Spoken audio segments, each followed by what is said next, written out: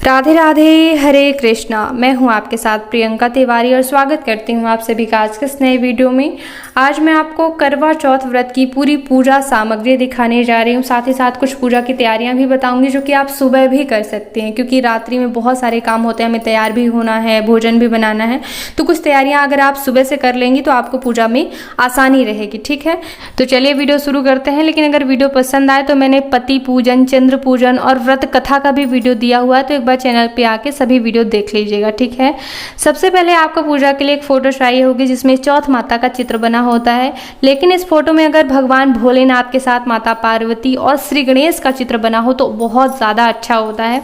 क्योंकि देखिए, इस तरह से भी आप कैलेंडर ले सकते हैं, क्योंकि क्या है कि व्रत कथा में जो है गौरी शंकर का भी वर्णन आता है, इसलिए भगवान भोलेनाथ की प्रतिमा होनी ज़रूरी है। ना हो अगर फोटो में तो इस तरह से आप अलग से शिव परिवार की फोटो ज़रूर रख लें। ठीक है, या फिर नहीं है ये भी तो शिवलिंग वगैरह कुछ भी रख लें।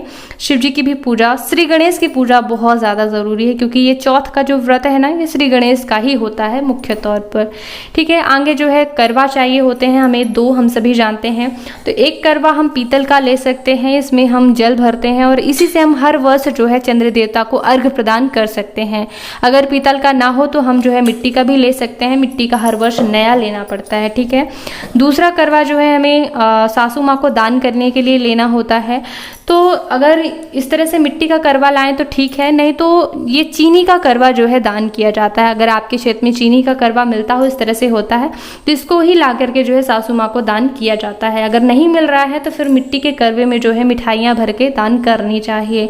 ठीक है, वैसे मिठाइयाँ या फिर चीनी के करवे का ही उल्लेख मिलता है ग्रंथों में। ठीक है, तो मैं इसमें जो है ड्राई फ्रूट्स भरती हूँ, तो मैंने यहाँ पे ड्राई फ्रूट्स रखे हैं। कई लोग मिठाइयाँ भरते हैं, कई लोग जो है गुलगुले वगैरह भरते हैं। तो जैसा आपके क्षेत्र में होता हो आप वो भर सकते हैं। ऊपर के दिए में मैं चावल रखती हूँ, कई लोग गुलगुले रखते हैं, तो आप जो भी रखना चाहते हो रख सकते हैं। ये दीपक क्या है कि चलनी में रखने के लिए, चंद्रदेव को दीप करने के लिए होता है। ठीक, एक दीपक, और चलनी तो आप ज़रूर ही लाएंगे। कई लोगों का प्रश्न था कि क्या चलनी हमें हर वर्ष नई ही लानी होती है? तो हाँ, नई लानी चाहिए, क्योंकि हम पति देव के दर्शन कर लेते हैं तो चलनी जो है जूठी हो जाती है। फिर हम चंद्रदेव के दर्शन करेंगे अगले साल, तो देवी देवताओं की पूजा में हर चीज़ मतलब शुद्ध होनी चाहिए, किसी की जूठी नहीं होनी चाहिए। तो चलनी नई ही लानी चाहिए मेरे हिसाब से। पूजा की तैयारी कुछ बता देती हूँ। सुबह क्या करना है आपको, जब भी आप शिव परिवार की पूजा करें, संकल्प ले लें पूजा का, और शिव परिवार की पूजा के साथ आप इन करवों में जो है 13 बिंदियां ज़रूर लगा लें। चाहे आपके करवे कितने भी ज़्यादा सजे क्यों ना हो, इन 13 बिंदियों का बहुत ज़्यादा महत्व होता है।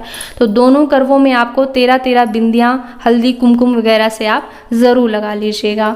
आगे जो है कलश स्थापना ज़रूर करनी चाहिए, क्योंकि क्या है बहुत से देवी देवताओं का आगमन हो जाता है कलश के साथ। तो कलश पात्र ले लीजिएगा और उसमें मौली धागा बांध लीजिएगा। ठीक है, और इसमें स्वास्तिक भी ज़रूर आप बना सकते हैं। ठीक है, और आम के पत्ते सजा लीजिएगा।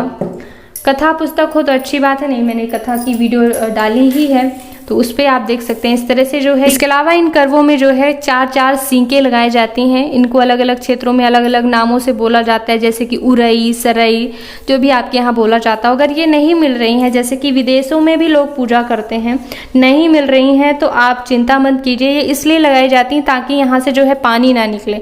हम इसमें कई बार जल भी भरते हैं, दोनों में जल भरा जाता है कई क्षेत्रों में, तो यहाँ से पानी ना निकले, केवल इसीलिए जो है। और क्या है कि इन चीज़ों से ना मतलब प्राकृतिक चीज़ों को रोजगार, मतलब जो ये काम करते हैं उनको रोजगार मिलता है। इस दृष्टि से वैज्ञानिक आधार पर जो है प्राकृतिक चीज़ें हम ज़्यादा पूजा में उपयोग में लाते हैं। ठीक है, तो आप कोई भी व्यवस्था कर सकते हैं जिसमें फुल पानी भरते हैं, तो इसमें से निकले ना। आगे की पूजा सामग्री में जो है इस तरह से एक लकड़ी का पाटा ले आइएगा और उसी में बिछाने के लिए लाल वस्त्र चाहिए होता है। तो कोई भी ब्लाउज पीस आप ला सकते हैं। ठीक है, अपने बैठने के लिए किसी भी प्रकार का आसन रख लीजिएगा। और यहाँ पे मैं आपको सास को देने के लिए वायना बता देती हूँ। ये देखिए, ये 2 चुनरियाँ मैं किस लिए लाई हूँ। ये एक मैं करवा चौथ माता के लिए लाई हूँ, दूसरी जो है मैं गौरी माता के लिए लाई हूँ। अगर आप ये नहीं ला पा रहे हैं तो कोई चिंता की बात नहीं है, आप वस्त्र की भावना से मौली धागा भी अर्पित कर सकते हैं। ठीक है, तो ये माता के लिए है। सास को वायना देने के लिए जो है साड़ी चाहिए होती है। अगर सामर्थ्य नहीं बन रही है साड़ी की तो आप जो है इस तरह से ब्लाउज पीस भी दे सकते हैं। अच्छा सा ब्लाउज पीस दे दीजिए। नहीं बन रही है सामर्थ्य तो आप एक अस्तर का पीस भी दे दीजिए। मतलब आपकी भी परिस्थिति सासू माँ समझती होंगी, इसलिए बता रही हूँ। अगर परिस्थिति बहुत ज़्यादा ऐसी है तो फिर वैसे तो साड़ी ही देनी चाहिए, ठीक है, साल भर का तो त्योहार है। इसके अलावा इस तरह से ये श्रृंगार पिटारे ज़रूर ले आइएगा, जिसमें कुछ चूड़ियाँ, बिंदी होती है, सभी चीज़ें श्रृंगार की सामग्री होती है, ये गौरी माता को चढ़ाने के लिए, ठीक है। नहीं तो एक काम कीजिएगा कि आप 2 दर्जन चूड़ियाँ ले आइएगा। इस तरह से 2 दर्जन चूड़ियों से क्या होगा कि आधा दर्जन चूड़ियाँ आप निकाल करके जो है चौथ माता को और आधा दर्जन चूड़ियाँ आप गौरी माता को अर्पित कर सकते हैं, क्योंकि गौरी माता को सुहाग अर्पित करना बड़ा ज़रूरी होता है, उनसे सुहाग लेना चाहिए। तो गौरी माता के लिए भी और चौथ माता के लिए भी आप ला सकते हैं। ये तो सासू माँ को दान करने के लिए हो जाता है। तो जैसी आपकी सामर्थ्य हो, अगर आप 1 दर्जन भी लाते हैं तो थोड़ा थोड़ा हमने सभी को चढ़ा दिया, एक एक सुहाग ले लिया और फिर बाकी चीज़ें हमने दान कर दी। तो ये भी हो सकता है। अगर आप भिक्षिया दान करना चाहते हैं अपनी सासू माँ को तो वो भी ला सकते हैं। पायल सामर्थ्य हो तो ला सकते हैं। ये चीज़ें सामर्थ्य के अनुसार होती हैं। अगर नहीं बन रहा है सामर्थ्य तो मैंने बताया ना कि ब्लाउज के पीस के ऊपर 1 दर्जन चूड़ियाँ, सिंदूर ज़रूर होना चाहिए, एक मेहंदी और आलता, कुछ 5 चीज़ें जो बहुत ज़्यादा महत्वपूर्ण होती हैं सुहाग से संबंधित, वो ज़रूर दान करना चाहिए, ठीक है। सौभाग्य की सामग्री दान करने से क्या है कि हमारे पति की आयु लंबी होती है, ठीक है। तो ये कुछ चीज़ें हैं, 5 चीज़ें आपको ज़रूर दान करनी चाहिए, ठीक है। बिंदी भी रख लीजिएगा। तो वायना देने के बाद ये देखिए यहाँ पे आगे पूजा के लिए कोई भी फल ले आइएगा, मौसमी फल, अखंड फल अर्पित करना चाहते हैं तो ले आ सकते हैं, नारियल वगैरह। मिठाइयाँ कुछ ज़रूर ले आइएगा गौरी गणेश को अर्पित करने के लिए, चौथ माता को अर्पित करने के लिए, ठीक है। सफ़ेद भोग चंद्रदेव को अर्पित किया जाता है। फूल पत्र में जो है सफ़ेद फूल चंद्रदेव के लिए, लाल फूल की व्यवस्था हो जाए, पीले फूल की गौरी माता के लिए, वो आप रख लीजिएगा। दूर्वा ज़रूर व्यवस्था कीजिएगा। मुख्य व्रत होता है ये श्री गणेश के लिए। श्री गणेश को दूर्वा बहुत ज़्यादा प्रिय होती, जैसे कि भोलेनाथ को ये बेलपत्र प्रिय होता है, वैसे जो है श्री गणेश को दूर्वा प्रिय होती है। तो दूर्वा की व्यवस्था ज़रूर करनी चाहिए क्योंकि उन्हीं का विशेष व्रत है। आगे वही पूजा की सामग्री हमने रखी है जो कि हर एक पूजा में उपयोग में लाई जाती है। जैसे कि हम कलश बनाते हैं तो कलश में जो है चावल, फूल, हल्दी, सुपारी इत्यादि डाला जाता है, तो वो आप इस तरह से तैयार करके रख सकते हैं। और आचमन इत्यादि करके ही पूजा शुरू की जाती है। तो आचमनी ताम्रपात्र हमने रखा है। कुशा जो है संकल्प के लिए लगता है, पूजा के लिए लगता है, तो आप रख सकते हैं। कुशा ना हो तो आप फूल से भी पूजा कर सकते हैं, कोई दिक्कत की बात नहीं है, ठीक है। और दीपक प्रज्वलित करके पूजा करनी होती है तो आप जो है माचिस वगैरह, रुई वगैरह ले आइएगा। घी तेल मतलब दीपक प्रज्वलित करने के लिए दीपक कई तरह के लगेंगे, तो दीपक आरती वगैरह के लिए भी रख लीजिएगा। भगवान को स्नान कराने के बाद जो है उनके श्रृंगार के लिए, जैसे कि वस्त्र जो है आप गौरी माता के लिए और चौथ माता के लिए इस तरह से ला सकते हैं। चुनरी नहीं तो फिर मौली धागा ले आइएगा, ठीक है। मौली धागा आप सभी को अर्पित कर सकते हैं। और कच्चा सूत भी ला सकते हैं, जनेऊ की भावना से अर्पित कर सकते हैं अगर जनेऊ ना हो तो। और भोलेनाथ को तो सफ़ेद ही वस्त्र अर्पित किए जाते हैं, चंद्रदेव को भी सफ़ेद वस्त्र अर्पित करने पड़ेंगे, तो कच्चा सूत भी होना चाहिए। और इस तरह से जो है आप यज्ञोपवीत ला सकते हैं श्री गणेश के लिए, चंद्रदेव के लिए। और अगर व्यवस्था ना हो तो फिर कच्चा सूत ही आप अर्पित कर सकते हैं, भावना है अर्पित कर सकते हैं, ठीक है।